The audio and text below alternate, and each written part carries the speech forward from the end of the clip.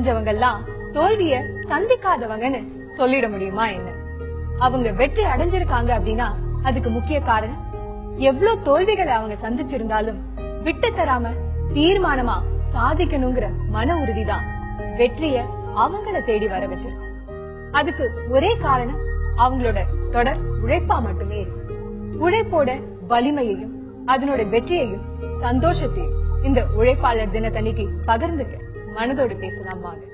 தொடர்பு கொள்ளுங்க 044-30427777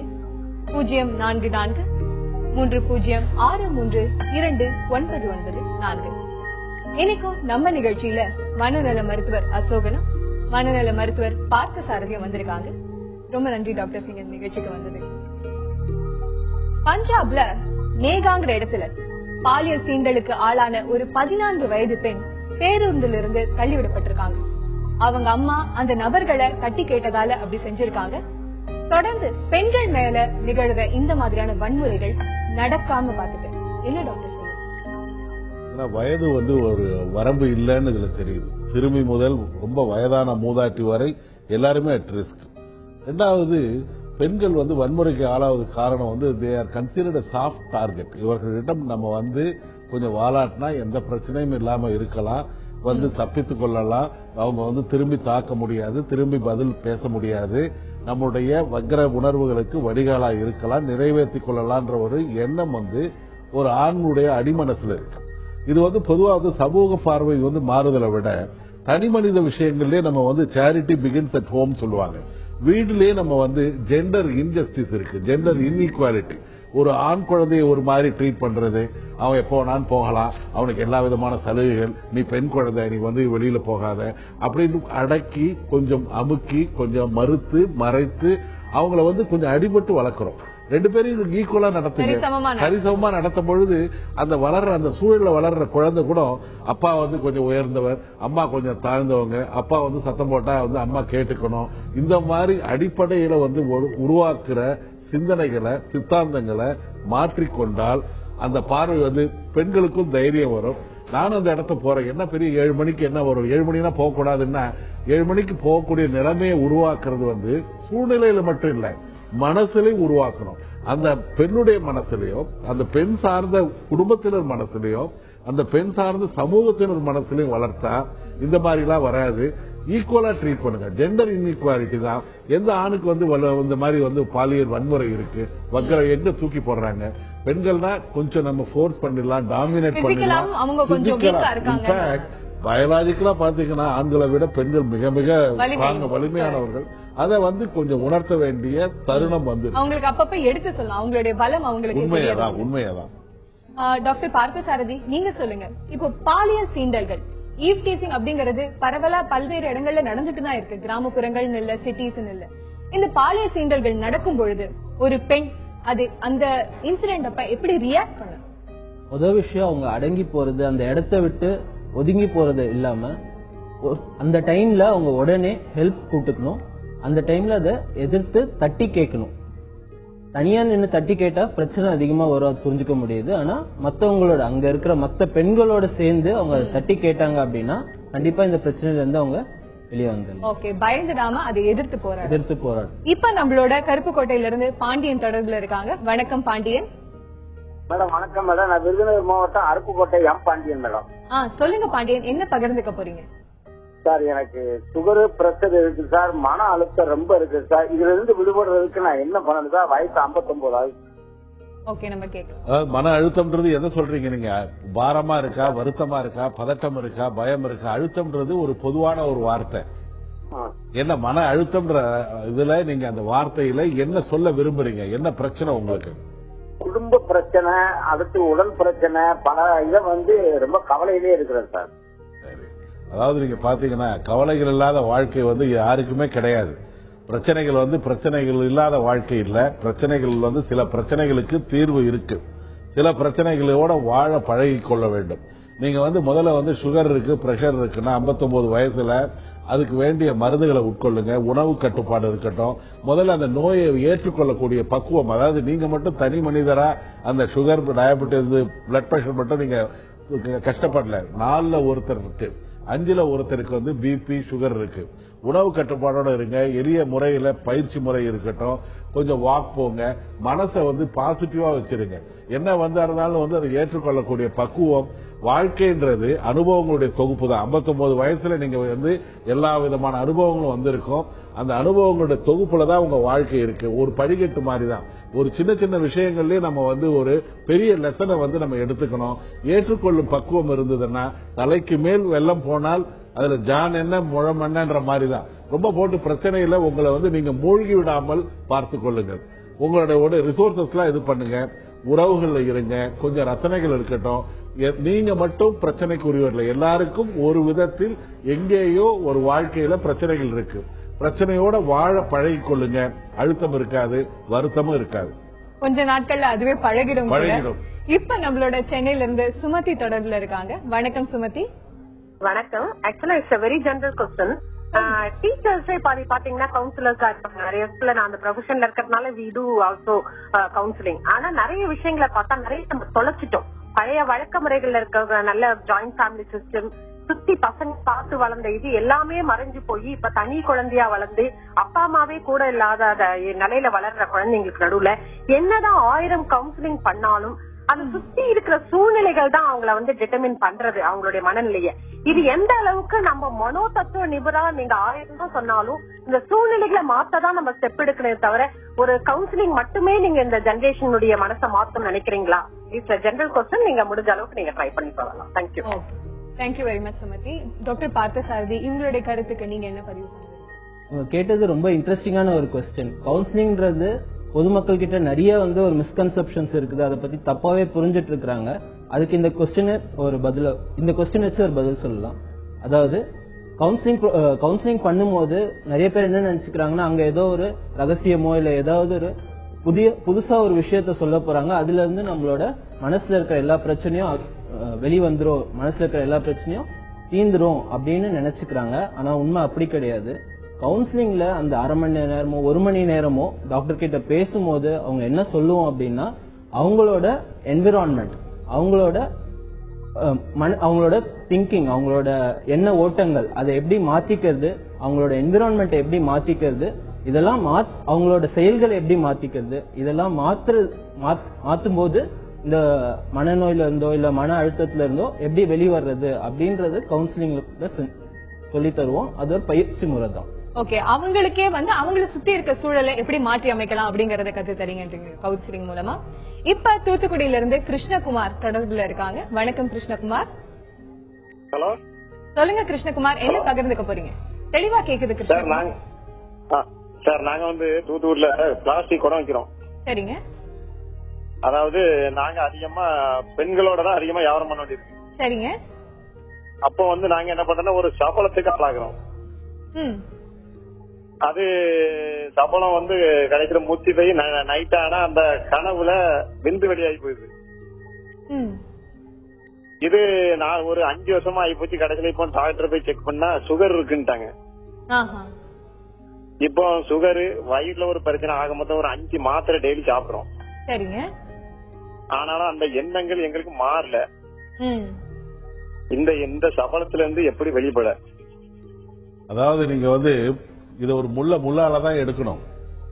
நீங்க வந்து பெண்களோட நீங்க வந்து வியாபாரம் பண்ணும் பொழுது அந்த மாதிரி எண்ணங்கள் வருதுன்ற பொழுது அந்த எண்ணங்கள் உங்களுக்கு வந்து சிரமமா இருக்கிற பட்சத்துல நீங்க வந்து ஒரு கடுமையான ஒரு மாற்று முறை வேணா நான் சொல்றேன். நம்ம வீட்டு பெண்களும் இந்த மாதிரி வந்து கடைக்கு போகும் பொழுது அந்த மாதிரி அவர்கள் எதிரில் இருக்கிறவங்க இந்த மாதிரி எண்ணங்களுக்கு உள்ளானா எப்படி இருக்கும்னு யோசிச்சு பார்த்தீங்கன்னா கொஞ்சம் இதுல இருந்து மாறுபட்டு வெளியில வர்றதுக்கு வாய்ப்பு இருக்குங்க. அதாவது பார்க்கும் இடமெல்லாம் நம்ம வந்து நந்தலாலான்னு கிடையாது. சில நம்முடைய மனது இருக்குல்ல, சில இடங்கள்ல தான் நீங்க வந்து ஆசைப்படலாம், கொஞ்சம் வந்து கற்பனைகளும் இருக்கலாம். எல்லா இடங்கள்லயும் வந்து அதாவது நீங்க வேலை செய்யற இடத்துல வந்து இது மாதிரி இருக்குன்னா கொஞ்சம் அதாவது ஒரு எல்லைகளை வகுத்து கொள்ள வேண்டும்.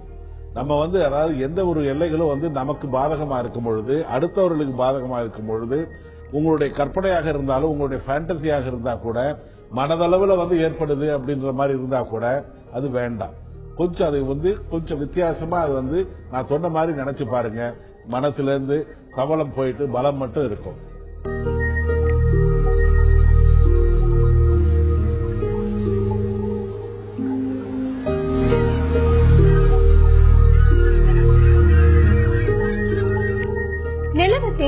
அப்புறம் வளர்ந்தாதான் அதனுடைய முழு அழக பார்த்து ரசிக்க முடியும். சோகங்களுக்கு மத்தியில சந்தோஷம் வந்தாதான் அந்த சந்தோஷத்தை முழுசா அனுபவிக்கும். சோகங்களையும் சந்தோஷத்தையும் பகிரும் மனதோடு பேசலாம் வாங்க. தொடர்பு கொள்ளுங்க 044-30427777 044-30632994. இப்ப விழுப்புரத்துல இருந்து பாஸ்கரன் தொடர்புல இருக்காரு. வணக்கம் பாஸ்கரன். வணக்கம், சொல்லுங்க பாஸ்கரன், என்ன பகிர்ந்துக்க போறீங்க? நம்ம மனதோடு பேசலாம்ல. பாஸ்கரன் இணையத்துல இருக்கீங்களா? பாஸ்கரன் சொல்லுங்க பாஸ்கரன்.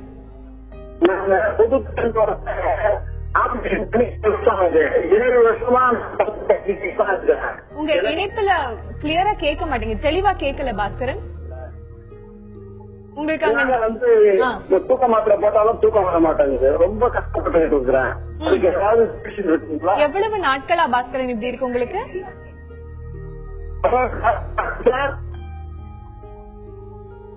ஹலோ, ஓகே, இவருக்கு வந்து தெளிவா இல்ல இவரோட இணைப்பு. இருந்தும் இவர் சொன்னதுல இருந்து நமக்கு புரிந்தது என்ன அப்படின்னா, தூக்க மாத்திரை போட்டாலும் இவருக்கு தூக்கம் வர மாட்டேங்கிறது அப்படிங்கறதுனால மனசுல ஏகப்பட்ட பிரச்சனைகள் இருக்கலாம், என்ன அழுத்தம்ன்றது தெரியல. டாக்டர் பார்த்தசாரதி, இந்த மாதிரி அவதிப்படுறவங்களுக்கு நீங்க என்ன சொல்யூஷன் சொல்லுங்க?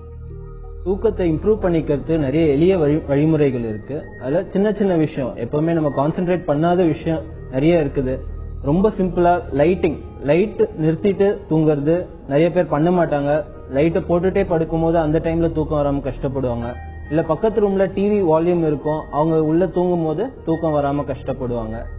வேற டைம்ல தூங்க போவாங்க. டெய்லி இந்த டைம் தூங்க போயிட்டு மறுநாள் காலையில இந்த டைம் எந்திரிக்கணும் அப்படின்னு இல்லாம வேற டைம்ல தூங்க போது நம்மளோட பாடி அதுக்கு அட்ஜஸ்ட் ஆகிறதுக்கு ரொம்ப கஷ்டப்படும். நம்ம தூக்கம் வந்து நம்ம உடம்புல நிறைய ஹார்மோன்ஸ் வழியா கண்ட்ரோல் ஆகுது. அது ஒரு நாள் ஒரு டைம் தூங்க போகும்போது டிஸ்டர்ப் ஆகிறதுக்கு சான்சஸ் இருக்கு. ரெண்டாவது, இந்த பெட் எந்த இடத்துல படுக்கிறாங்க, எந்த இடத்துல தூங்குறாங்க. பெட்ல, உதாரணத்துக்கு பெட்ல படுக்கிறாங்க அப்படின்னா பெட்ல படுத்துட்டு போன்ல விளையாடுறதோ, இல்ல படம் பாக்குறதோ, இல்ல லேப்டாப்ல நெட்ல ப்ரௌஸ் பண்றதோ, இதெல்லாம் பண்ணா அப்பயும் தூக்கம் பாதிக்கப்படும். இந்த எளிய வழிமுறைகளை யூஸ் பண்ணிட்டு தூக்கம் நல்லா வரும். ரெகுலரைஸ் பண்ண பார்க்கலாம் அவருடைய ஸ்லீப்பிங் சைக்கிளை. இப்ப நம்மளோட கரூர்ல இருந்து பிரியா பானு தொடர்புல இருக்காங்க. வணக்கம் பிரியா. வணக்கங்க. வணக்கம், சொல்லுங்க பிரியா, என்ன பகிர்ந்துக்க போறீங்கம்மா? அதாங்க, எங்க மகன் வந்துங்க இது பிஎஸ்சி கெமிஸ்ட்ரி பண்றாருங்க. சரிங்க. இது 2வது வருஷம் முடிச்சுட்டாருங்க இந்த வருஷம். ஆனா அவரு நல்லா படிக்கிறாரு, வைக்கிறாரு, எல்லாமே இருக்குதுங்க. அந்த கிளாஸ வந்து வச்சாக்குங்கன்னா திருப்பி ஒரு 5-6 முறை வைக்கிறாருங்க. ஏதாவது ஒரு ஜக்க தண்ணி இது கலங்கிட்டு வச்சாருங்கன்னா ஒரு 5-6 தடவை திருப்பி வைக்கிறாருங்க. அது வந்து நம்ம சொன்னாக்க எனக்கு அது வைக்காம திருப்தி அடைய மாட்டேங்குது. அப்படியே ஒவ்வொன்னும் ஒவ்வொரு பொருளை வச்சா ஒரு 6-7 தடவை வச்சுக்கிட்டே இருக்காரு. எவ்வளவு காலமா இப்படி பண்ணிட்டு இருக்காரு அவரு? அவரு ஒரு 3 வருஷமா இது பண்ணிட்டு இருக்காருங்க. சரிம்மா, 4 வருஷமா அப்படியே பண்ணிட்டு இருக்காருங்க. சரிங்கம்மா, அது கைய கழுவுனா கழுவிக்கிட்டே இருக்கிறாரு, அதுக்கு எனக்கு நிம்மதி ஆக மாட்டேங்குதுன்னு சொல்றாரு. சரிங்கம்மா, என்ன செய்யலாம்ன்றது நம்ம டாக்டர் கிட்ட கேட்கலாம், என்ன அப்படின்னு கேட்டு தெரிஞ்சுக்கலாம். டாக்டர், அதாவது இப்ப திரைப்பட நடிகர்கள், ஒரு புகழ்பெற்ற நடிகர் ஒரு தடவை செஞ்சா அது வந்து அவருடைய மேனரிசம், அவருடைய ஸ்டைல் அப்படின்னு சொல்லலாம். ஆனா நம்ம வந்து ஒரு செயலை 100 தடவை பண்ணா அங்க வந்து அப்சஷன் இருக்குன்னு அர்த்தம். அப்சஷன்ன்றது பாத்தீங்கன்னா ஒரு குறிப்பிட்ட எண்ணம், உங்களுடைய எண்ணம் உங்களுடைய மனசுல வியாபித்திருக்கும். திரும்ப அது வந்து அலமோதுற மாதிரி திரும்ப வரும். அந்த குறிப்பிட்ட எண்ணம் வந்து உங்களை வந்து, அதாவது எதை வேணாலும் போக்கஸ் பண்ணலாம். ஒரு குறிப்பிட்ட செயலை நீ ஒழுங்கா பண்ணல, பர்ஃபெக்டா பண்ணணும், கதவை சாத்தனையா பாரு, சந்தேகமா கூட வரலாம், திரும்ப போய் பார்க்கலாம். நான் வந்து ஏந்தி இருக்கும் போது திரும்பி நான் வந்து ஏதாவது வந்து ஒட்டி இருக்கா பின்னாடி அப்படின்னு பாப்பாங்க. அல்லது வந்து ஒரு பைப்பை வந்து சரியா மூடணும்னு, அதாவது திரும்ப அது பண்ணுவாங்க. கையை வந்து கழுவுறது வந்து இப்ப ஆபரேஷன் தியேட்டர்லாம் டாக்டர்ஸ் வந்து ஆபரேஷன் முன்னாடி 2-3 தடவை கழுவுவாங்க, சுத்தமா இருக்கணும், ஒரு இன்ஃபெக்ஷன் வரக்கூடாதுன்னு. இவங்க அதுக்கு மேலே அதையும் தாண்டி கழுவிக்கிட்டே இருப்பாங்க. சில சமயம் ரேகையே போயிடுதா அப்படின்ற அளவுக்கு கூட சந்தேகம் வர்ற அளவுக்கு கழுவுவாங்க. இது மாதிரி பண்ணலன்னா ஏதாவது ஆயிடும், எனக்கு ஏதாவது ஏற்பட்டு விடும்ன்ற ஒரு கைண்ட் ஆஃப் மேஜிக்கல் திங்கிங், ஒரு மந்திரத்தனமான ஒரு வித்தியாசமான ஒரு எண்ணத்தின் தாக்குதல்ல அதுல இருந்து அந்த எண்ணம் உருவாக்குற பதட்டத்துல இவங்க வெளிப்படுத்துகிற கம்பல்ஷன் தான் இது. அப்சசிவ் கம்பல்சிவ் நியூரோசிஸ் சொல்லுவோம், டிசார்டர் கூட சொல்லலாம். எண்ணம் மற்றும் செயல் சுழற்சி நோய். இது வந்து கொஞ்ச நாள் மாரிசமான் மாதிரி மறைஞ்சு இருந்துட்டு அப்புறம் வரலாம், அல்லது தொடர்ந்து இருக்கலாம். உடம்புல ஏதாவது ரசாயன மாறுதல்கள் ஏற்படும் பொழுது மாறுபடும் பொழுது இது கொஞ்சம் எட்டி பார்க்கலாம். இது வந்து மாத்திரைகள் இருக்குமா, ரெண்டாவது நடத்தை மாற்று சிகிச்சை முறைன்னு இருக்கு, மூணாவது வந்து எண்ணம் மாற்று சிகிச்சை முறை காக்னிட்டிவ் பிஹேவியர் தெரப்பின்னு இருக்கு. நீங்க அவசியம் ஒரு மனநல மருத்துவரை பாருங்க, அவருடைய மாத்திரைகளை சாப்பிடுங்க. மாத்திரை இல்லாத வேற்று சிகிச்சை முறைகளும் இருக்கு, பயப்படக்கூடிய விஷயம் இல்ல. இது வந்து ஏன்னா நிறைய டாக்டர்ஸ்க்கு இருக்கு, நடிகர்களுக்கு இருக்கு, ரொம்ப வாழ்க்கையில வெற்றி பெற்ற பல தளங்கள்ல இருக்கிற அரசியல்வாதிகள் எல்லாருக்குமே இருக்கு. இது ஒண்ணு ஒரு மன நோயின்ற மாதிரி கூட இல்ல, மன பிரச்சனை தான், ஒரு வருத்தத்துடைய ஒரு பதட்டத்துடைய ஒரு வித்தியாசமான ஒரு வெளிப்பாடு. மருத்துவரை பாருங்க, உங்களுடைய பிரச்சனை தீர்க்கப்படும். தெளிவா விளக்கப்பட்டிருக்க உங்களுக்கு கண்டிப்பா உங்க மகனை நீங்க ஒரு மருத்துவர், மனநல மருத்துவர் கிட்ட அழைச்சிட்டு போங்க, சரியாறதுக்கான வழிகளை தேடலாம். இப்ப விழுப்புரத்துல இருந்து இளங்கோவன் தொடர்புல இருக்காரு. வணக்கம் இளங்கோவன். சொல்லுங்க இளங்கோவன், என்ன பகிர்ந்துக்க போறீங்க?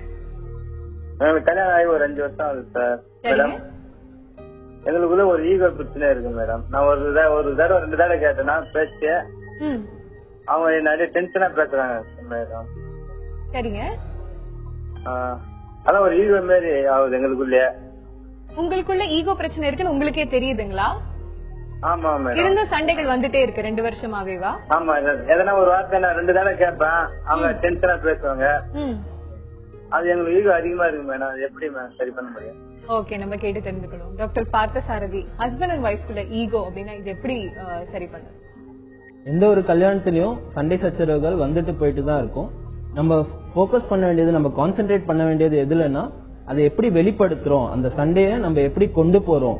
ஒரு தடவை சண்டை போடும்போது 2 பேரும் உச்ச ஸ்தாயில கத்துறது, இல்ல சில குடும்பங்கள்ல அடிச்சுக்கிறது, இந்த மாதிரி எல்லாம் பண்றாங்க. அந்த மாதிரி எல்லாம் பண்ணாம சண்டை வரும்போது 2 பேரும் டைம் அவுட், ஒரு அரை மணி நேரமோ 1 மணி நேரமோ பேசாம இருந்து இந்த 2 பேருக்கு கருத்து வேறுபாடு எதனால ஏற்பட்டுச்சு அப்படின்னு அனலைஸ் பண்ணி எப்படி சால்வ் பண்ணலாம். 2 பேரும் ஒரு நெகோசியேஷன், 2 பேருமே வந்து உங்களுக்கும் கரெக்டா இருக்கணும், எனக்கும் கரெக்டா இருக்கணும் அப்படின்ற மாதிரி ஒரு சொல்யூஷனுக்கு வர முயற்சி பண்ணலாம். இப்படியும் இல்லாம அப்படியும் இல்லாம சரியான ஒரு பேலன்ஸ் அடிக்கிறதுலதான் இருக்கு. இப்ப நம்மளோட கணேஷ் தொடர்புல இருக்காரு. வணக்கம் கணேஷ். ஹலோ, வணக்கங்க மேடம். வணக்கம், சொல்லுங்க கணேஷ், என்ன பகிர்ந்துக்க போறீங்க? மேடம், எனக்கு நைட்ல சரியா தூக்கம் வர மாட்டேங்குதுங்க மேடம். அதாவது கனவுகள் மாதிரி வந்துட்டே இருக்குங்க மேடம். ஹேர் நிறைய ஃபால் ஆகுதுங்க மேடம். அதனால எனக்கு ஏதோ சிந்தனைகள் வருதுங்க மேடம். கொஞ்சம் அசோகன் சார் கிட்ட கொஞ்சம் விளக்கம் கேட்டுங்க மேடம். முடி போனதால என்கிட்ட கேக்குறீங்களா? சரி, ஆமாங்க சார். என் தலையை பார்த்து நீங்க கேக்குறீங்க, பரவாயில்ல. அதாவது தூக்கம் வராததுக்கு என்ன காரணம்னா, நீங்க பாத்தீங்கன்னா ஒண்ணு வந்து நீங்க படுக்கையில போயிட்டு பயங்கர திட்டமிடுதல் இதெல்லாம் வேண்டாம். அங்க போய் பெட்ல படுத்ததுக்கு அப்புறம் நாளைக்கு என்ன பண்ணலாம், இன்னைக்கு என்ன நடந்தது, கம்ப்ளீட்டா இந்த ரொட்டீனா திங்க் பண்ற பழக்கத்தை விடுங்க. உறக்கத்துக்கு மட்டும் நீங்க படுக்கையை அணுகுங்கள். ரெண்டாவது, வெளிச்சம் வந்து கொஞ்சம் பக்கவாட்டுல இருந்து வரட்டும், டிவி பார்க்க வேண்டாம், கொஞ்சம் ஒரு நல்ல ஒரு நடைப்பயிற்சி இருக்கட்டும், கொஞ்சம் உணவு வந்து கொஞ்சம் கம்மியா இருக்கட்டும், நைட்டு டின்னர். அதுக்கப்புறம் நீங்க வந்து உங்களுக்கு பிடித்த ஒரு புத்தகத்தை படிச்சுட்டு ஒரு லைட் ரீடிங் இருக்கட்டும். நீங்க தூங்க முயற்சி பண்ணாலும் முயற்சி பண்ணாவிட்டாலும் உங்களுடைய உடம்புல இருக்கிற உறுப்புகள் தூக்க நிலைக்கு கொண்டு செல்லப்படும். அதையே நினைச்சிட்டு சிந்தனையா வந்து அது தூக்கம் வரலன்னு இருக்க வேணாம். ஒரு பட்டாம்பூச்சியை நீங்க வந்து தேடி தேடி போகும்போது வரைஞ்சு ஓடிக்கினே இருக்கும். நீங்க சும்மா இருந்தீங்கன்னா உங்களுடைய தோள்பட்டையில வந்து உட்காரும் பட்டாம்பூச்சி. ஹாப்பினஸ், தூக்கம் எல்லாமே நீங்க பேசாம இருங்க. சும்மா இருந்தாலே கண்டிப்பா வரும்.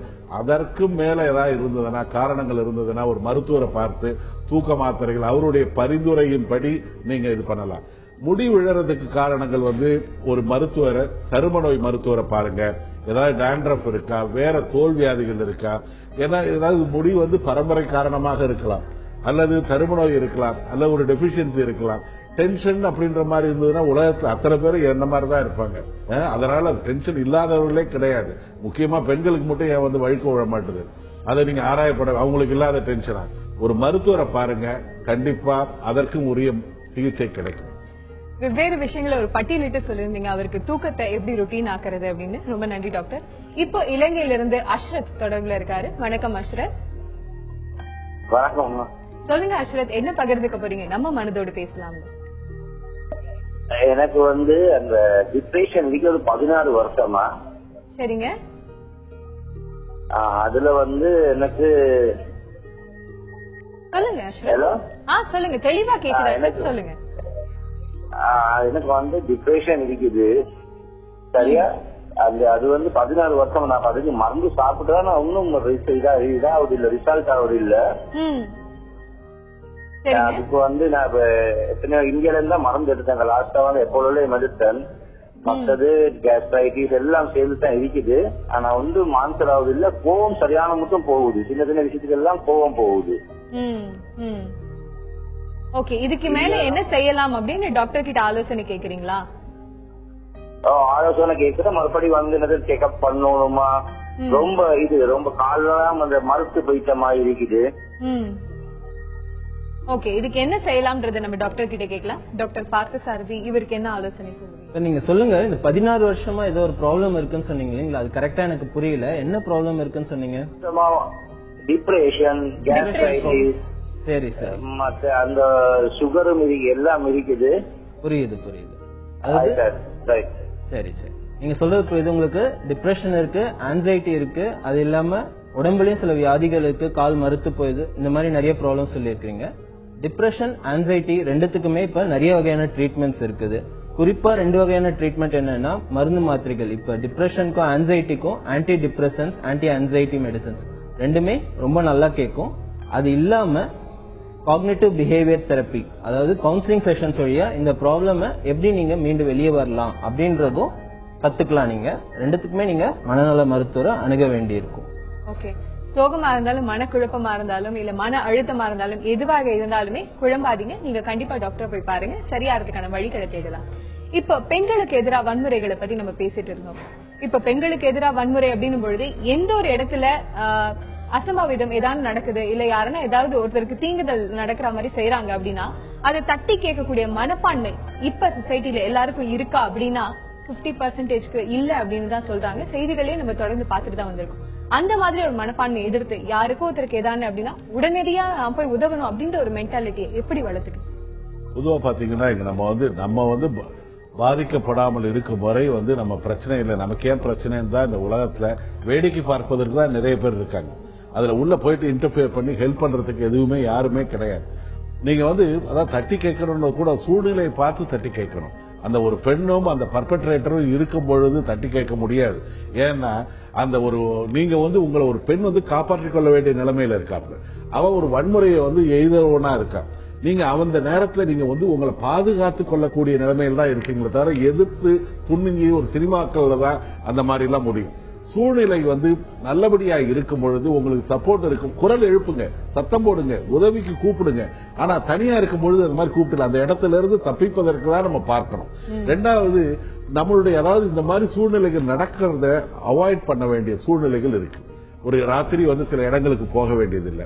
நம்ம எங்க போறோம், இப்போ ஒரு ஆட்டோல டிராவல் பண்ணும்போது ரிஸ்க் இருக்குன்னா நீங்க ஒரு மொபைல் போனை எடுத்து நீங்களே உங்க வீட்டுக்கு போன் பண்ணுங்க. அம்மா நான் இங்க இருந்து டிராவல் பண்றேன், சைதாப்பேட்டையில இருந்து நான் வந்து கிண்டிக்கு போய் கொண்டிருக்கிறேன் அப்படின்னு சொல்லிட்டு நீங்களா வந்து, ஏன்னா அந்த கான்டாக்ட் வந்து எங்க இருக்கிறீங்கன்னு தெரியும். முடிஞ்சா நம்பரை கூட நீங்க வந்து உங்களுக்கு பயமா இருந்ததுன்னா ஒரு நம்பரை கூட நீங்க எஸ்எம்எஸ் பண்ணலாம். தனியா ஒரு ஆட்டோல, தனியால ஒரு கார்ல போகும் பொழுது, தனியா சூழ்நிலை இருக்கும் பொழுது எல்லாருக்குமே இருக்கு. மொபைல் இல்லாத மனிதர்களே கிடையாது. பணம் இல்லாதவங்க கூட இருக்காங்க, மொபைல் இல்லாதவர்கள் கிடையாது. அப்ப எடுத்து நீங்க பேசுங்க உங்களுடைய நண்பர்கள்ட்டயோ அல்லது உங்களுக்கு தெரிஞ்ச ஒரு போலீஸ் அதிகாரிகளோ அல்லது உங்க பொசிஷன்ல இருக்கிறவங்கள்ட்டயோ பேசுங்க. அந்த பேசும் பொழுது ஒரு கான்டாக்ட் எஸ்டாப்ளிஷ் பண்றீங்க. அப்பொழுது ஒரு டிராவல் பண்ணி இருந்திருக்கேன் ட்ரெயின்ல, டக்குன்னு இதுவா இருக்கு, டக்குன்னு பேச ஆரம்பிச்சிருக்கேன். நான் இங்க இருக்கேன், இந்த ஸ்டேஷன்ல போயிருக்கேன், நீங்க என்ன பண்ணிட்டு இருக்கீங்க, சத்தம் போட்டு பேசுங்க. அந்த எதிரில் இருக்கிறவர்கள் நான் பேசின்னு இருக்கேன், ஒரு கான்டாக்ட் எஸ்டாப்ளிஷ் பண்ணிருக்குன்றது அடுத்தவர்களுக்கு கொஞ்சம் துணிச்சலை வரவழைப்பதற்கு கொஞ்சம் தடுப்பு முறையா கூட இருப்பதற்கு வாய்ப்பு இருக்கு. இந்த மாதிரியான என்னென்ன சின்ன சின்ன ஸ்டெப்ஸ் எடுத்து சின்ன சின்ன விஷயங்கள் நீங்க வந்து நேரத்துக்கு தகுந்தாற்போல், அதான் எண்ணி துணிக கரும்பும் துணிந்த பின் எண்ணுவோம் என்பது இழுக்கு.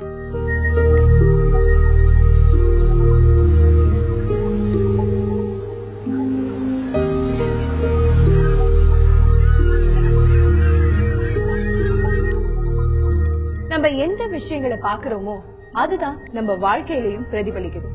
நல்ல விஷயங்களை பார்ப்போம், நல்லதையே சிந்திப்போம், அதையெல்லாம் பகிர்ந்துக்க தொடர்பு கொள்ளுங்க. 044-30427777 மற்றொரு தொலைபேசி எண் 044-80 30632994. இப்ப நம்மளோட நாமக்கல்ல இருந்து பத்மநாபன் தொடர்புல இருக்காரு. வணக்கம் பத்மநாபன். வணக்கம் மேடம். வணக்கம், சொல்லுங்க பத்மநாபன், என்ன பகிர்ந்துக்க போறீங்க மனதோடு பேசலாம்? மேடம், நான் நாமக்கல் மாவட்டம் மோகனூர்ல இருந்து பேசுறேன். சரிங்க சார். நான் வெஜிடேரியன் நான் வெஜிடேரியன் ரெண்டு கலந்து சாப்பிட்டு இருக்கேன். சரிங்க. பட் நான் வெஜிடேரியன் சாப்பிட்டு இருக்கிற காலகட்டத்துல கொஞ்சம் கோபங்களோ அல்லது கொஞ்சம் காட்சி கொஞ்சம் வந்துருமோன்னு ஒரு பயமாவும் இருக்குதுங்க. ஏஜ் 50 தாண்டிட்டேன். இந்த நான்வெஜ்ஜ குறைச்சிடலாம்ங்கிற மாதிரியே ஒரு முடிவுல இருக்கிறப்ப அந்த முடியாம இருக்குது. அதனால அவர் கொஞ்சம் ஒரு ஆலோசனை கொடுத்தாருன்னா எனக்கு ரொம்ப நல்லா இருக்கு. ஓகேங்க, இதுக்கு என்ன செய்யலாம்ன்றத நம்ம கேட்கலாம். டாக்டர் பத்மநாபன், இவருக்கு என்ன சொல்லுவீங்க? என்ன கேட்கிறாருன்னா, உணவு பழக்கத்தினால நம்ம எமோஷன்ஸ் பாதிக்கப்படுமா, கோவம் அதிகமா வருமா, நான்வெஜ் சாப்பிடறதுனால கோவம் அதிகம் வருமா அப்படின்ற மாதிரி கேட்கிறாரு. உணவு பழக்கத்துக்கும் கோபத்துக்கும் அதிக சம்பந்தம் இல்ல. உணவு பழக்கத்துக்கும் நம்மளோட எமோஷன்ஸ்க்கும் அதிக சம்பந்தம் இல்ல. எதுவா இருந்தாலும் அளவா எடுத்துக்கிட்டா எதுவுமே பிரச்சனை இருக்காது. ஆனா கோவத்தை குறைக்கிறதுக்கு வேற நிறைய வழிமுறைகள் இருக்குது. எந்த ஒரு பிரச்சனை கோவம் வர்ற டைம்ல அந்த பிரச்சனையை எப்படி நம்ம அணுகுறோம், நம்ம அந்த பிரச்சனையை பத்தி எப்படி திங்க் பண்றோம், அதை பத்தி என்ன யோசனை பண்றோம் அப்படின்றத வச்சுதான் நம்மளோட கோவம் அதிகமாவதும் குறையறதும். ரெண்டாவது, நம்ம கோவத்தை எப்படி வெளிப்படுத்துறோம், நல்ல விதத்திலயும் கோவத்தை வெளிப்படுத்தலாம். ரொம்ப நமக்கு பிரச்சனை, நமக்கும் மத்தவங்களுக்கும் பிரச்சனை வர்ற அளவுக்கு கூட கோவத்தை வெளிப்படுத்தலாம். அதை குறைச்சிட்டு நல்ல விதத்துல கோவத்தை வெளிப்படுத்துறது நல்லா இருக்கும். ஓகே, இப்ப நம்ம அவர் கேட்டது உணவு பழக்க வழக்கங்கள்னால இன்ஃப்ளூயன்ஸ் ஆகுமா நம்மளோட எமோஷன்ஸ், அது நிஜமாவே உண்மையா, இல்ல இவருக்கு நான்வெஜ் சாப்பிட முடியல அப்படின்ற ஒருதுனால கோவம் அதிகமா வருது? உணவு பழக்கத்துக்கும் நம்மளோட எமோஷன்ஸ்க்கும் அவ்வளவு இன்ஃப்ளூயன்ஸ் கிடையாது. ஓகே, இப்ப ஜெனரலாவே சொல்லுவாங்க காரம் அதிகமா சாப்பிட்டாங்கன்னா கோவம் அதிகம் வரும்னு. டாக்டர் அசோகன், இது உண்மையா? வேணா பைல்ஸ் வேணா வரலாம், கோபம் வர்றதுக்கு இது இல்ல. சார் சொன்ன மாதிரி கோபம் அதாவது நீங்க நமக்காகவே நம்மளோட சில சுய காரணங்களை உருவாக்கி கொள்ளுகிறோம். அப்படி பாத்தீங்கன்னா நான் வெஜிடேரியன் இல்லாம வெஜிடேரியன்லயே காரணங்கள் இருக்கு. இது ஒரு மனிதனுடைய ஆளுமை சம்பந்தப்பட்ட ஒரு விஷயம். அதாவது நான் ஒரு பரீட்சைக்கு சரியா ப்ரிப்பேர் பண்ணாம மேக்ஸ் ஃபெயில் ஆயிடுறேன், எனக்கு கணக்கே வராதுன்னு நான் எனக்குள்ள ஒரு கணக்கு ஏற்படுத்திக்கிறேன். அதுக்கப்புறம் அடுத்த எக்ஸாம் போகும்பொழுது கொஞ்சம் ஏதோ பண்றேன், கணக்கு வரலன்ற மாதிரி, இது எனக்கு ஒத்துக்காது அப்படின்ற மாதிரி, இந்த சாப்பாடு சாப்பிட்டா எனக்கு கொஞ்சம் ஜீரணம் சரியில்லை, இது மாதிரி பிரச்சனைகள் உடல் ரீதியா பிரச்சனைகள் இல்லாத பொழுது நம்ம ஒரு தொடர்புகளை ஏற்படுத்தி கொண்டு அதை நம்ப ஆரம்பிக்கிறோம். இந்த நம்ப ஆரம்பித்த கருத்துக்களை பரிமாறிக்கொள்ளும் பொழுது இது ஒரு சமூகத்தை பரவி கிடக்கு. நான் வெஜிடேரியன் சாப்பிட்டா கோவம் வரும், வெஜிடேரியன் சாப்பிட்டா கோவப்படாது. ஒரு திரைப்படத்துல கூட இருந்தாங்க, சிவப்பா இருக்கிறவங்க பொய் சொல்ல மாட்டான். அந்த மாதிரி அதுக்கு எவ்வளவு நீங்க மதிப்பீடுகள் கொடுக்கறீங்களோ அதே அளவுதான் மதிப்பீடுகள். நான் வெஜிடேரியன் சாப்பிட்டு நீங்க அமைதியா புத்தர் மாதிரி இருக்கிறவங்க இருக்காங்க, வெஜிடேரியன் சாப்பிட்டவங்க சில கொலை குற்றங்களையும் ஈடுபட்டு இருக்காங்க. அதனால உணவுக்கும் உணர்வுக்கும், முக்கியமா கோப உணர்வுக்கும் சம்பந்தம் இல்லை. கடைசியா உணர்வு ரீதியா மாறுதல் ஏற்படுது. நிச்சயமா இந்த இதுக்கு அதுக்கு சம்பந்தம் இல்லை. இது வேறு அது வேறு, இரண்டும் வேறு வேறு. ஓகே, இப்போ ஜெனரேஷன் கேப், அதாவது தலைமுறைகளுக்கு இடையில இருக்கக்கூடிய இந்த கேப், இதனால ஏற்படக்கூடிய சண்டைகள் அப்படின்னு ஜெனரலா சொல்லுவாங்க.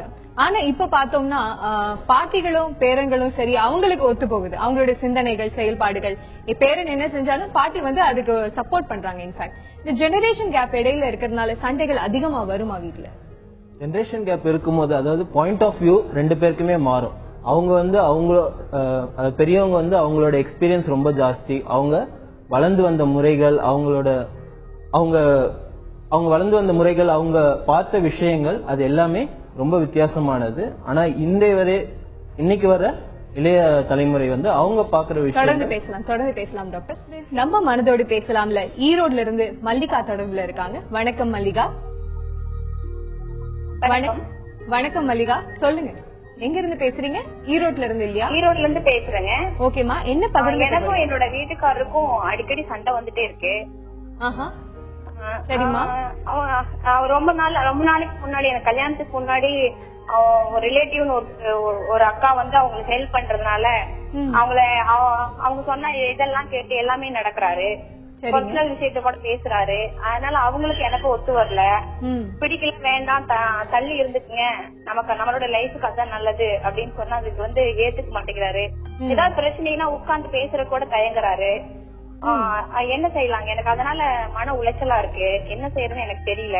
ஓகேமா, நம்ம கேட்டு அந்த அக்கான்றது எப்படி பண்ணி? உங்களுக்கு அக்காவா, அவருக்கு அக்காவா, அக்கா முறையா?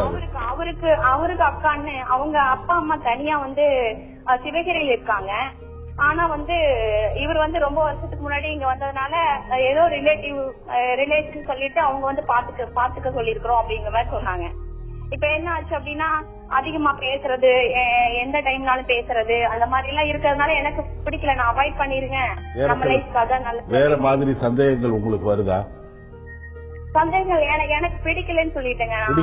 அவங்க வந்து நான் நேரடியா கேக்குறேமா, பிடிக்கலன்னா சந்தேகமான எண்ணங்கள் உங்க மனசுல வருதா? சந்தேகமான எண்ணங்கள் அப்படிங்கறத விட என்னையும் மென்ஷன் பண்ணி எனக்கும் என் வீட்டுக்காருக்கும் சண்டையை உண்டு பண்ணிட்டே இருக்காங்க.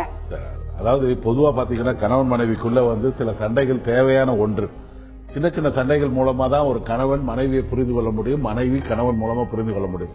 ஒரு உண்மையை புரிஞ்சுக்கணும். அதாவது கணவனும் மனைவியும் வந்து சண்டை போடுறது வந்து அவர்களுக்கு இடையே இருக்கும் பிணக்குகள் காரணமா வந்து சண்டை போட்டுக்கலாம். மூன்றாவது மனிதர் மூலமாக, மூன்றாவது மனிதர் காரணமாக அனாவசியமா அவங்க சண்டை போட்டுக்க கூடாது. நான் மூணாவது மனிதர்கள் சொல்றது அம்மா, அப்பா, மாமனார், மாமியார், அக்கா, தங்கச்சி, நாத்தனார், யாரா இருந்தாலும், குழந்தைகளாக இருந்தாலும் மூணாவது மனிதர்கள் மூலமாக அவர்களுக்காக நீங்க சண்டை போட வேண்டாம். எப்ப வந்து உங்களுக்கு பிடிக்கலையோ, அதாவது திருமணமான புதிதில நல்லா இருக்கும், இப்ப வந்து நான் என்னுடைய இடத்துல எனக்கு கிடைக்க வேண்டிய முக்கியத்துவம் கிடைக்காம போய்விடுகிறது.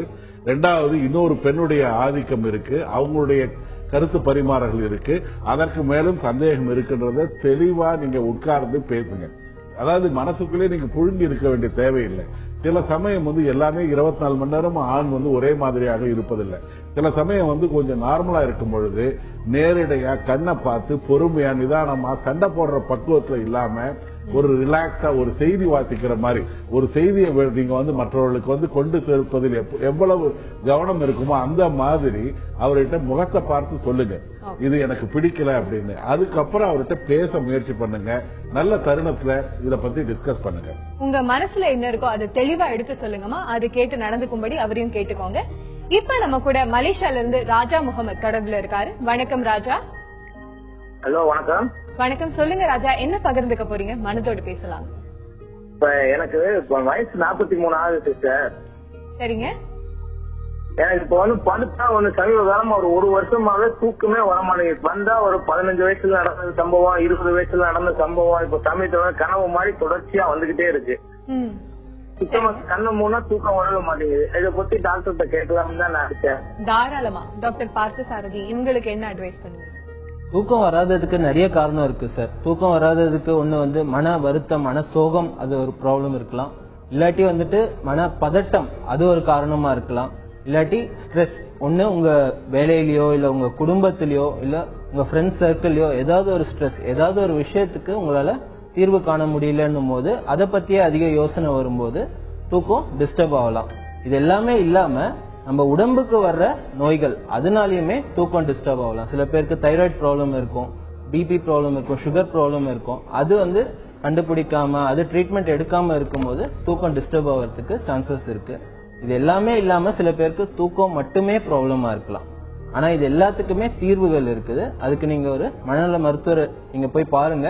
அவர் இது என்ன ப்ராப்ளம்னால உங்களுக்கு தூக்கம் வருது அப்படின்னு ஃபர்ஸ்ட் கண்டுபிடிச்சாருன்னா அதுக்கு என்ன ட்ரீட்மெண்ட் பண்ண முடியும்ன்றதை ஈஸியா கண்டுபிடிச்சு இவருடைய தூக்கமின்மைக்கு பின்னாடி என்ன காரணம் இருக்கு அப்படிங்கறத கண்டறிஞ்சு அதுக்கேத்த மாதிரி மருத்துவம் எடுத்துக்கோங்க ராஜா.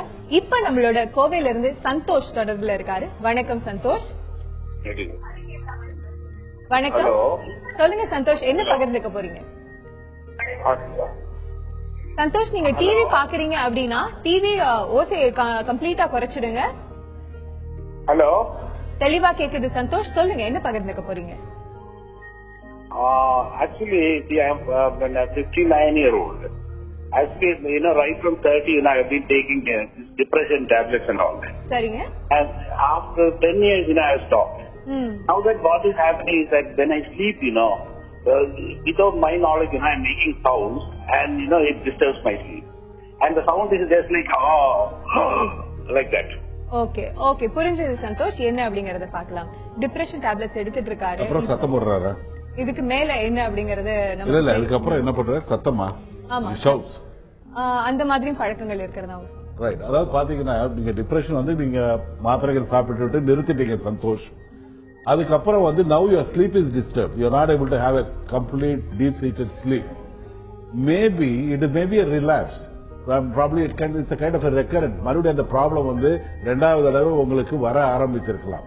நீங்க வந்து வருத்தங்கள் வந்து அதாவது சொல்லுவாங்க ஒரு ஃபேமஸ் அட்வர்டைஸ்மெண்ட்ல, பெண்கள் தங்களுடைய மனோபாவங்களை அநேக வழிகளில் வெளிப்படுத்துகிறார்கள், எங்களுடைய புடவை இந்த மாதிரி ஒண்ணுதான் அப்படின்ற மாதிரி. மன வருத்தம் என்றது வெறும் அழுகை மூலமா மட்டும் ஒரு தன்னை வெளிப்படுத்தாது. உறக்கம் இன்மை வந்து முதல் காரணமா இருக்கலாம், அல்லது ஒரு செயல் வந்து குறைந்து போகிறது, அதனுடைய பர்ஃபார்மன்ஸ் குறைந்து போகிறது, அது ஒரு காரணமா இருக்கலாம். இது வந்து வருத்தத்துடைய அறிகுறியா இருக்கலாம், அல்லது ஒரு ஸ்லீப் ரிலேட்டட் டிசார்டரா கூட இருக்கலாம். எனக்கு நீங்க சொன்னது நான் புரிஞ்சுக்கிட்டது, மறுபடியும் சத்தம் போடுறீங்க, அந்த சத்தமானது சத்தமா அல்லது ஸ்னோரிங்கா, அந்த கொரட்டையான்னு தெரியல.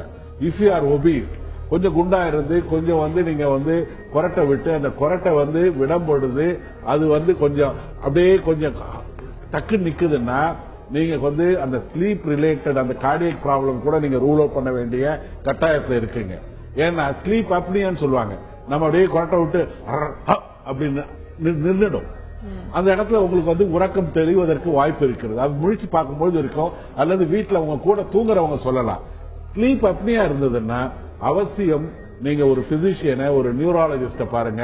நீங்க வந்து கோயம்புத்தூர்ல வந்து ப்ராபப்லி ஸ்லீப் லேப்ல வந்து ஒரு எக்ஸ்பெரிமெண்ட் பண்ணி உங்களுக்கு வேற ஏதாவது கார்டியக் ப்ராப்ளம் இருக்கா, இல்ல வேற ஸ்லீப் ரிலேட்டட் ப்ராப்ளம் இருக்கான்னு விஷயம் கண்டுபிடிக்கலாம். Consult a physician as well as neurologist mister Santhosh.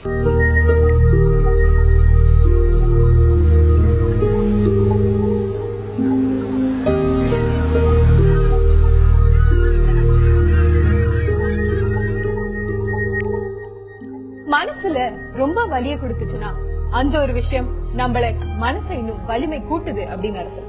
அந்த மாதிரி விஷயங்கள்ல இருந்து வாழ்க்கைக்கு தேவையான பாடங்களை கற்றுக்கொள்ள மனதோடு பேசலாம் வாங்க.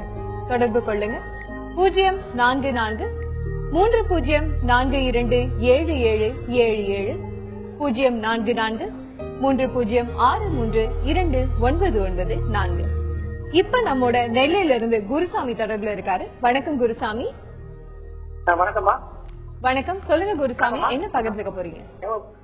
ஒரு 6 மாசமா தூக்க பிரச்சனைகள், தூக்கமே வர மாட்டாக்கு. அப்புறம் ஃபுல்லா பயங்கர கனவுகளாக லேசா இருந்தா கூட அது கனவுகளாக தான் வருது. தூக்கங்கிறதே ஒரு 5-6 மாசத்துக்கு தூக்கங்கிறதே கம்ப்ளீட்டா இல்ல. அந்த தூக்கம் இல்ல அப்படின்னா காலையில கொஞ்சம் ஒரு பதட்டமான நிலையில இருக்கு அப்படி. ஓகே, உங்களுக்கு என்ன வயசு ஆகுது? எனக்கு ஒரு 47 ஓகே ஓகே, இதுக்கு என்ன செய்யலாம் அப்படிங்கறத நம்ம டாக்டர் கிட்ட கேட்கலாம். டாக்டர் பார்த்தசாரதி, இவருக்கு என்ன ஆலோசனை சொல்லுவீங்க? சார் சொல்லுங்க, உங்களுக்கு கவலைகள் கூட அதிகமா இருக்குங்களா?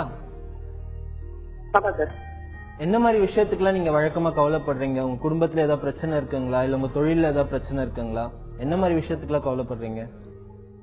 இல்ல, குடும்ப பிரச்சனைகளும் ஒண்ணும் இல்ல, அப்புறம் பைசா பிரச்சனைகளும் ஒண்ணும் இல்ல சார். சரி, எனக்கு அல்சர் ப்ராப்ளம் ரொம்ப நாளா உண்டு. ஓகே, அது ரொம்ப நாளா ஏன் ஜீவாகல அப்படிங்கிற மாதிரி அதை நினைச்சு ஒரு நாள் படுக்கும்போது காலையில எந்த டாக்டரை பார்க்கலாம், எந்த டாக்டர்ல பார்க்கலாங்கிற மாதிரி ஒரு குழப்பாயிட்டு. உங்க ஹெல்த் பத்திய கவலை உங்களுக்கு நிறைய இருக்குது, உங்களோட உடல்நிலை பத்திய கவலை நிறைய இருக்குது. அதனால கூட கவலைகள் அதிகமாகும் போது எப்பவுமே தூக்கம் டிஸ்டர்ப் ஆகுறது இயற்கை தான். உங்க ஹெல்த் பத்தி உங்களுக்கு கவலை அதிகமா இருக்கு அப்படின்னா நீங்க அதுக்கு செக்அப் பண்ணிக்கோங்க, உங்க டாக்டர் பாருங்க. அவங்க வந்து ஹெல்த்ல எந்த ப்ராப்ளம் இல்ல அப்படின்னு சர்டிஃபை பண்ணாங்க அப்படின்னா நீங்க ஃபர்ஸ்ட் அதை நம்ப ஆரம்பிங்க, அதை ஏத்துக்க ஆரம்பிங்க. அதுக்கப்புறமும் உங்களுக்கு உடம்புல நிறைய தொந்தரவுகள் இருக்குது, அதனால எனக்கு ஹெல்த்ல ஏதாவது பிரச்சனை இருக்குமோ அப்படின்னு ஒரு பயம் இருக்கு அப்படின்னா ஒரு சைக்காட்ரி டாக்டரை நீங்க போய் பாருங்க. அவங்க வந்து வேற எதனால இந்த கவலை வருது, எப்படி இதை எதிர்கொள்ளலாம், எப்படி இந்த கவலையில இருந்து மீண்டு வெளியே வரலாம் அப்படின்றதுக்கான ஆலோசனை கொடுப்பாங்க. அந்த கவலையில இருந்து நீங்க மீண்டு வெளியே வரும்போது ஆட்டோமேட்டிக்கா உங்களுக்கு தூக்கம் இம்ப்ரூவ் ஆயிடும். இப்ப நம்மளோட சேலம்ல இருந்து சுந்தர பாரதி தொடர்புல இருக்காரு. வணக்கம் சுந்தர பாரதி. டாக்டர் சொல்லுங்க. வணக்கம், சொல்லுங்க. My father is 65 years old sir. சொல்லுங்க. 2 வயசு ஆகுது அப்பாக்கு, ரிட்டையர்ட் ஆயிட்டாரு. சரிங்க. ரிட்டையர்ட் ஆகிற வரைக்கும் அவரு வேலை உண்டு அவருன்னு இருந்தாருங்க. ரிட்டையர்ட் வந்தோடனே சும்மா அவங்க செட்ல எல்லாம் சேர அவருக்கு எல்லாத்தையுமே சண்டை குணமா பாக்குறாரு. அப்புறம் அதனால வந்து மாத்திரை எடுத்துக்க மாட்டேங்கிறாரு. பத்தாவதுக்கு சுகர் வேற இருக்கு அவருக்கு. அதனால ஒரு கால் வந்து ஒரு விரல எடுத்துட்டாங்க. சரி. சுத்தமா பசங்க பிள்ளைங்க எல்லாருமே யாருமே வேணாம், நான் தனியாகிற போங்கன்னு எல்லாத்தையுமே துரத்திட்டாரு. அவரு சந்தேகப்படுறாரு எல்லாத்துக்கும் நிறைய. மருத்துவரை பாத்தீங்களா? மனநல மருத்துவரை பாத்தீங்களா? பார்த்தாங்க, ட்ரீட்மெண்ட்டும் எடுத்துக்க மாட்டேங்கிறாரு. மாத்திரை கொடுத்தாங்க, 10 days கொடுத்தாரு, திரும்ப கண்டினியூ பண்ண மாட்டேங்கிறாரு. அதாவது நீங்க பாத்தீங்கன்னா வயசான காலம்ன்றது ஒரு நம்பிக்கையின் இலையுதிர் காலம்.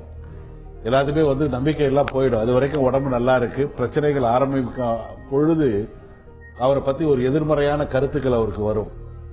காது கேட்கறதுக்கு கொஞ்சம் குறையலாம், பார்வை கொஞ்சம் குறையலாம், மொபிலிட்டி இந்த மூட்டுக்கள் பிரச்சனையால மொபிலிட்டி குறையலாம், அவருடைய வளையங்கள் வட்டம் கொஞ்சம் குறுகால் ஆகும் பொழுது சின்ன சின்ன விஷயங்கள் சந்தேகம் 4 விஷயங்கள் வரலாம்.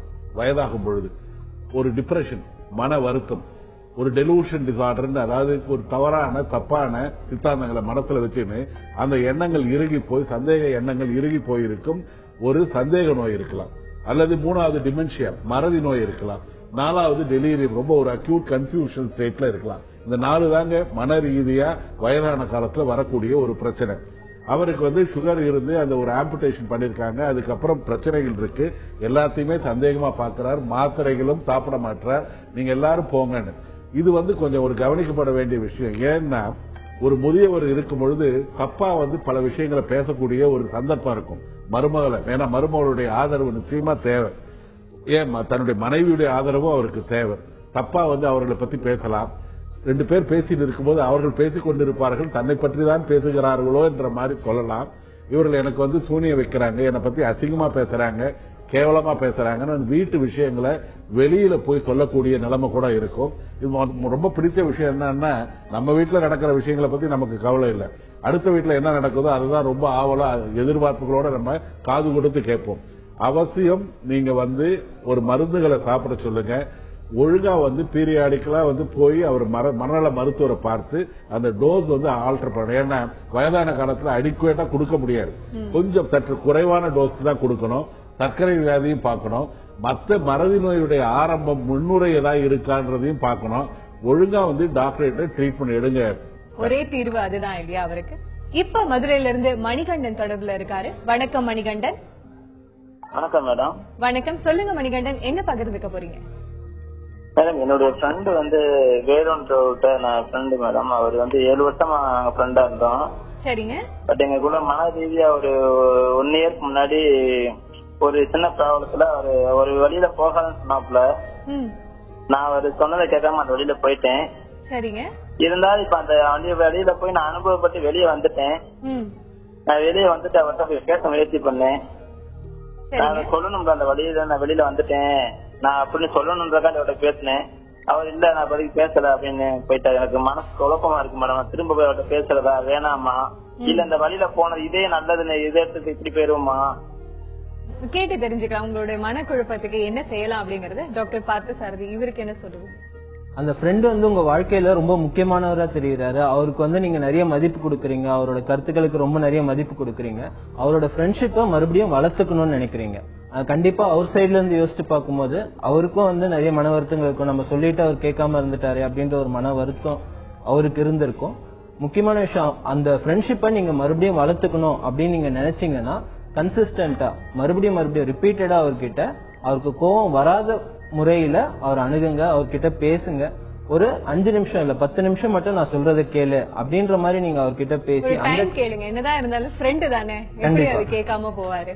இவர் மட்டும் இல்ல, எவ்வளவு பேர் கால் பண்ணியிருந்தாங்க. அவங்களுடைய சிக்கல்களுக்கு குழப்பங்களுக்கு ஒரு தீர்வை நோக்கி ஒரு பாதை ஏற்படுத்தி கொடுத்திருக்கீங்க. தேங்க்ஸ் அலாட் டாக்டர்ஸ், நீங்க 2 பேரும் வந்ததுக்கு. ஒரு சின்ன வேர்வை துளிதான் உழைப்பாகுது. அந்த வேர்வை துளிதான் பெரும்பாலான நேரங்கள்ல கண்ணீர் துளிகளை துடைச்செறியும் போடுது. உழைப்புல உயர்வு தாழ்வு எதுவுமே இல்லை. எல்லா விதமான நேர்மையான உழைப்பும் நாம மதிப்பு கொடுப்போம். நம்ம கூடவே இருக்கிற நம்ம வீட்டு பணிப்பெண்களா ஓட்டுநர்களா இருக்கவங்களுக்கு மரியாதை செலுத்தும். அந்த மதிப்பு உழைப்புக்கு கிரீடம் செலுத்தினா உழைப்பாளர்கள் தினத்தனுக்கு வேற என்ன அர்த்தம் இருக்க முடியும்? மீண்டும் திங்கட்கிழமை சந்திப்போம். மனதோடு பேசும். உங்களிடமிருந்து விடை பெறுவது அன்புடன் திவ்யா.